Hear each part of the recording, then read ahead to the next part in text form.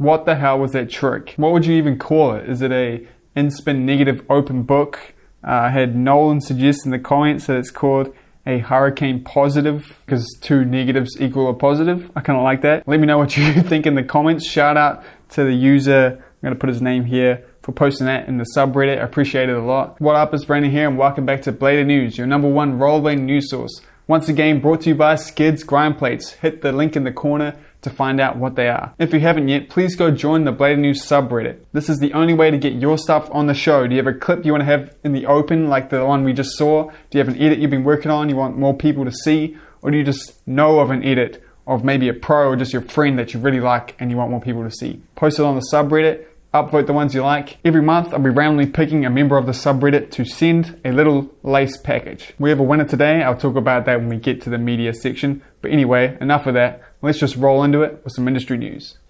And the first thing I want to talk about is something I couldn't believe was not a fake post. Over on the Rollerblading Facebook group, Brooke Howard-Smith, the guy who invented the Royale, the New Zealander that was a huge part of rollerblading, put a post up talking about some big project he's working on to do with rollerblading. In this post, he just asked everyone to comment where they are in the world. He hasn't said anything else about the project, but it sounds huge. I cannot wait to see what it is, but we're just going to have to wait and see because nothing else has came out since this post. And the next thing I want to talk about is these rollerblading cops that you definitely have been tagged in or have seen on the internet at some point in the last couple weeks. Pakistan has trained up some rollerblading cops to help fight theft and harassment on the streets. Now when I saw this, I was trying to work out if this was a good idea or not.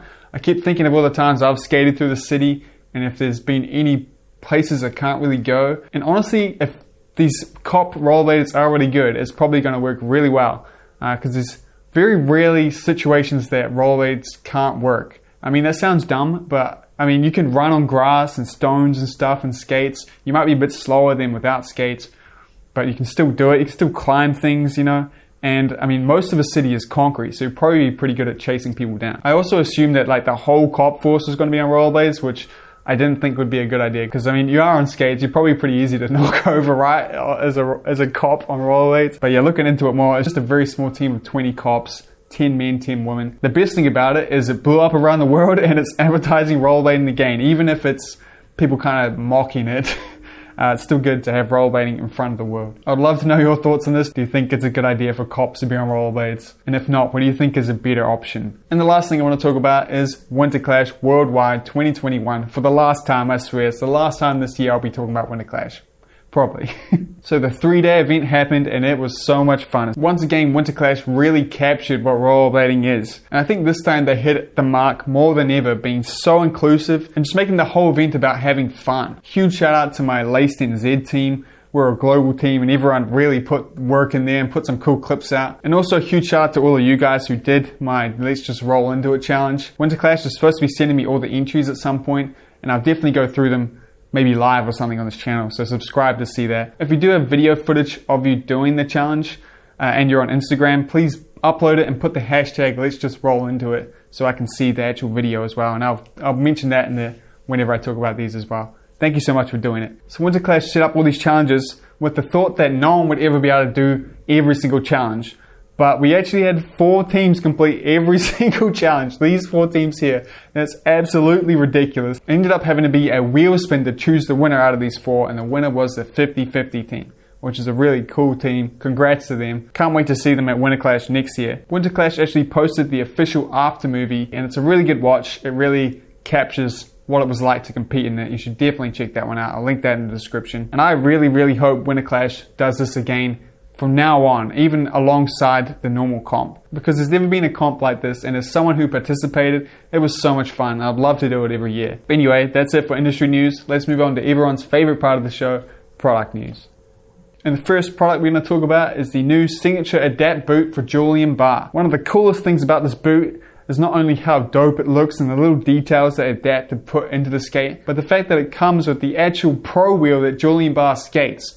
So the skate actually comes how he's going to skate it, which makes so much sense, and every company should be doing that. The boot has a bunch of updates. There's way too many for me to go through, so I'll put the screenshot here. You can pause and read it if you want. They all sound really good. You notice that Julian Bah's Pro wind wheel is actually a new wheel as well, because that just got released as well. Julian Bah is working on the edit I can't wait to see it. This skate is dope. Speaking of Adapt though, they just relaunched, just like Power Slide, their custom skate builder on their website. So if you want to play around with that, I definitely recommend it. It'll be a lot of fun. I'll link that in the description as well. Impala brought out a new inline skate, and it's the Flower Power skate, and it looks so cool, man. The more skates I see Impala do, the more I wish brands like Rossi's and stuff would dive into this retro look of skates. There's definitely a market there for it. Look at these are so cool. Murder Militia released the Craig Karson Pro wheel designs, and they look so good. I really like this colorway with the black, the red, and the white. It's like a white wall, you know, it looks so good. I can't wait to see the final product of these. Grind Control posted this really vague post teasing a new frame coming. I've heard people talking about it being a new Featherlight frame. It seems like it's going to be able to use the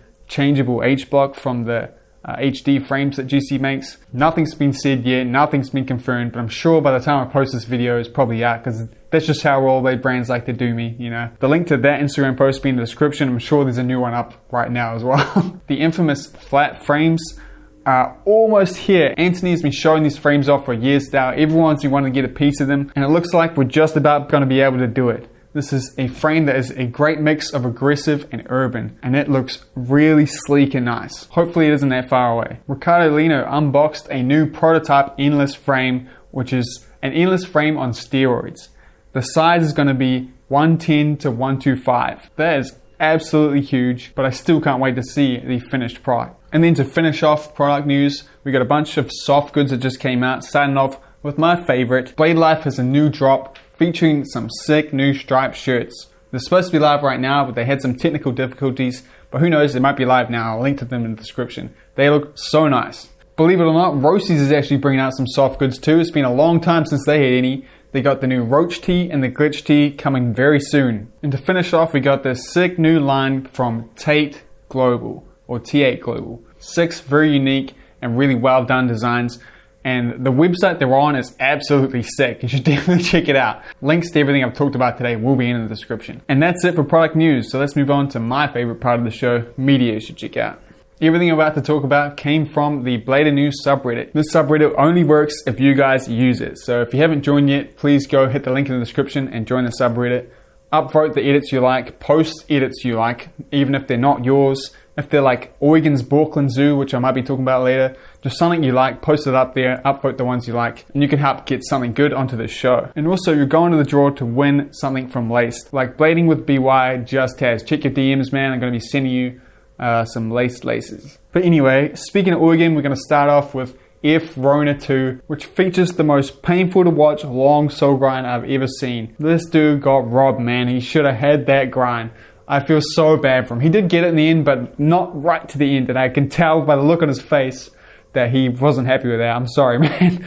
But also, it's Oregon, it's Borkland Zoo, so there's just so many tricks that just won't make any sense to you. That'll make you feel like you can go out and do like Hurricane Topsail to switch Hurricane Topsail to like 360 Topsail to like mark your fish, you know, just stuff that doesn't make any sense, you know, it's Oregon.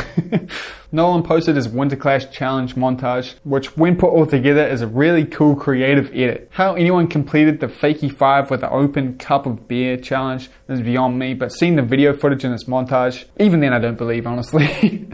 Even posted a summer edit of his boys at a DIY spot, which looks really scary and sketchy, but like a lot of fun. The whole crew absolutely kills it. There's some crazy tricks in there, and that fish pan at the end is absolutely ridiculous, man. I wouldn't even like consider doing that ever. You know?